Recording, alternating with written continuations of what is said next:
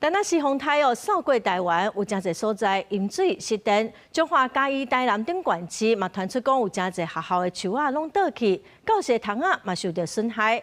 教育部是统计讲，到昨暗头6点全台湾教育相关单位的财损大约是2亿6千万。各教师嘛紧急拨款要来维修。根据我们这一个各县市的一个回报，到昨天下午6点。 那我们所知道的，目前大概通报的灾损大概有这个2亿6千多万。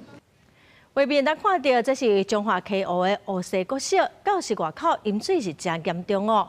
部长表示讲，各教师针对灾害中间，嘛启动紧急拨款的机制哦，会拨予台南市嘉义县450万、嘉义市180万，佮有彰化县300万的补助。望讲学校会当赶紧恢复。